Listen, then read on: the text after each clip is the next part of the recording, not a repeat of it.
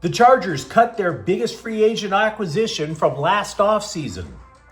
No, the Dodgers shouldn't panic about Romo Sasaki, and USC's defense is loaded with loud kids, which is exactly what the coaches want. Good afternoon.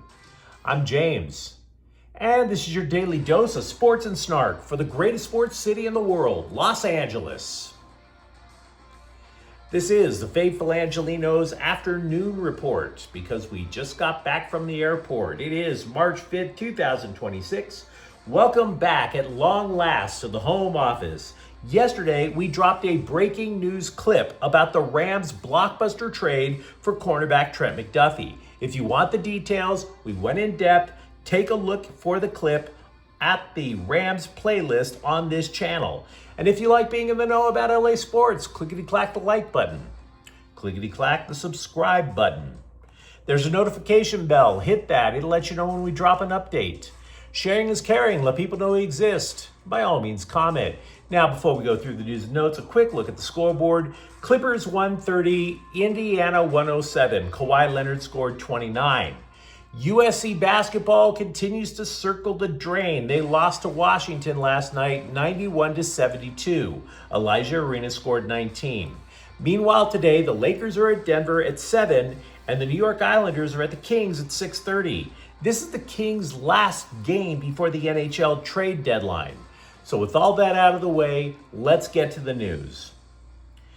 The Chargers are one step closer to having to replace their entire interior offensive line, which, if you watch them play over the last couple of years, it probably makes you want to bear hug Justin Herbert for surviving. As anticipated, guard Mekhi Becton is cut. That's a move that saves them about $9.7 million against the salary cap. They also cut tight end Will Dissly and tackle Savion Washington, but Becton was the impact problem.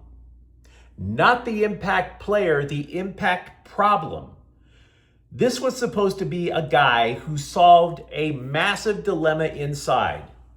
The Chargers 2 years ago were a power running team that couldn't power run. They got pantsed by Houston in the playoffs because the Texans would take their edge rushers and stunt them to the inside. So the Bolts pushed all of their chips in on Becton because he helped the Eagles win the Super Bowl. And Becton reverted to how he played on the Jets. Whoops. He graded out as the third worst guard in run block win rate. Now, I'll be damned if I could explain run block win rate. All I know is that sucks. And he was also among the worst in pass protection. But it wasn't just the lack of effort on the field. He was constantly complaining of injury. He was constantly complaining about the offensive game plan. And speaking of game plans, he's not a particularly good fit for the new Bolts offensive coordinator, Mike McDaniel, who prefers quicker linemen in a zone blocking scheme. Becton, meanwhile, breaks the scale at 360 pounds. But the bigger picture remains how easy it is to point at the problems than it is to find the solutions. The Chargers have to find solutions now. Cutting Becton is not the solution. It is the first step to a solution. 2/3 of last year's interior offensive line, gone. Center Brad Bozeman and now Becton. Now, some of you could argue they were never there in the first place. Heard. Totally hear you. And by the way, left guard Zion Johnson is a free agent who could land a massive payday. And consider this. We've been super optimistic about the idea of tackles Joe Alt and Rashawn Slater coming back completely healthy. That's not a guarantee. Even if both Alt and Slater are at the top of their games when they return, the rest of the line is due for a major upheaval overnight. That's a little disquieting. Now, as for the other guys, let's be honest, Disley is a decent blocking tight end, but he was passed on the depth chart last year by a rookie, Oronde Gadsden. Further, Disley was released with a failed physical designation. Now, I don't know what that means either. I'm assuming the doctors didn't like what they saw. So yeah, we got some good, or I should say interesting Chargers news to discuss. Feel free to let me know what you think. One of the main reasons that this channel exists is to make sure that we do not fall to the temptation of sports writer panic porn. Any potential issue with the Dodgers, real or hallucinated, gets blown up faster than the Ayatollah's house. Case in point, a headline from a dopey website, quote, "This Dodgers emergency trade is a must after Romo Sasaki spring training disaster." Somebody hasn't been taking their Zoloft.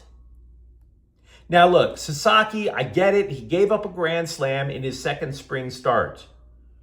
But then the dude retired the next 6 hitters he faced. So is it really a disaster? Really? We've been following the horse race of who is going to make it to the Dodgers roto. Dave Roberts isn't even remotely worried about Sasaki. Why? Glad you asked. 1, the season doesn't depend on Romo Sasaki being amazeballs. Every other team in the majors wishes they had this level of starting pitching depth. Sasaki is at best the 4th starter. When Blake Snell is ready to go, Sasaki would be 5th. So pardon me for not needing therapy over a bad couple of starts in spring training by a 5th starter.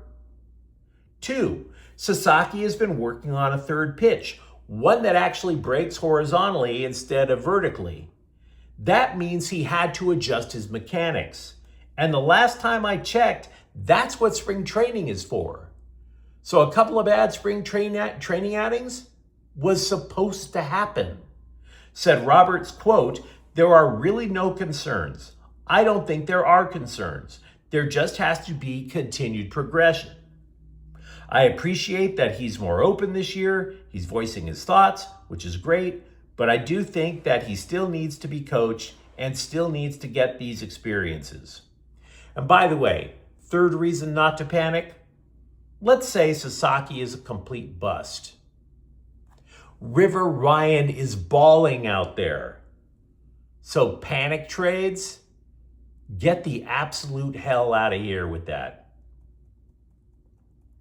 The LA Times, meanwhile, reported Tommy Edman has started taking batting practice, and Kike Hernandez has set a target of May 24th to return from off-season shoulder surgery. Over at Heritage Hall, we'll see if focused coaching becomes the norm. But in day 2 of USC spring football practice, new defensive coordinator Gary Patterson joined multiple coaches to specifically work with the defensive backs. This left Sean Nua working mostly solo with the defensive line, and new linebackers coach with his crew, Mike Eckler with his crew. Now, all of this makes sense. And not just because the backfield looked totally confused whenever Kamari Ramsey wasn't on the field. It's because Patterson's 4-2-5 plan needs adaptable players in the backfield. There's a play call for the front 6 and a different play call for the back end. So to get those 2 calls to work in concert requires these corners and the safeties to over-communicate loudly. And the teammates have noticed. Offensive lineman Tobias Redmond told the LA Daily News, quote, "There's an insane amount of communication. I'm trying to get my call to the right guard, but the defense is so loud that I'm screaming at the top of my lungs to get it across," unquote. For his part, Patterson says this has to be the way it goes. Because the coaching staff obviously can't be on the field, it's got to be up to the newbies to figure it out. And here's how they do it. The play call starts with an entire sentence. And then over time, the players are just going to edit words out, so that by the time the season starts, the entire coverage can be shouted out in one word. This also makes sense yesterday because I mentioned that the roster has about 30 true freshmen on the roster. The Trojans also have 32 juniors and seniors combined, so this is actually an exceptionally young football team. Avoiding giving up the big play is an issue. Former Clippers player Chauncey Billups, who is a pro basketball Hall of Famer, and about 36 other co-defendants will stand trial November 2nd in federal court for roles in an alleged rigged poker scheme. Billups, who resigned his role as Portland's head coach when the case broke, and other players allegedly lured unsuspecting suckers into poker games that were rigged by the mob. Hi.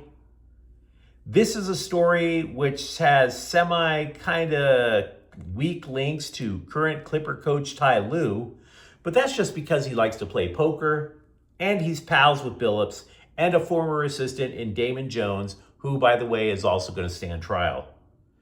They have not mentioned Lue being dragged into a court or being frog marched in cuffs. So let's not go there. There have been people making online accusations. Dude has not been charged with squat. Sydney Leroux, who missed all of last season with an excused absence, i.e. her mental health, has announced that she's going to return to pro soccer on the social medias. The the Angel City FC player is like, quote, "This comeback is for you. I'll see you soon," unquote. Ma'am, you're going to be 36 in May. This comeback is for you. Not me, you. You did not come back for me. You didn't come back for Angel City FC either. They need youth on the roster. You're about to be 36. You did it for you. Unless your name is Zlatan Ibrahimovic, the world doesn't need 36-year-olds playing soccer unless it's in a rec league. This is a vanity project. Much like a lot of other things with Angel City, it's for you. Now, to be clear, I'm not trying to clown a woman for dealing with her mental ish. I don't know what her mental ish was. Her mind may be on point now, which is great, but her legs are gone. She's almost 36. But you let me know what you think in the comments thread. Talk to me about what you think the Chargers need to do with the interior offensive line. Or for that matter, are you worried about Romo Sasaki? And if you enjoyed this update, don't forget to subscribe to Faithful Angelinos. We're talking LA sports every single day. Thank you for watching. I'm James, and we'll be back tomorrow. Faithful Angelinos is a Kian Cortel Queso production. Take care.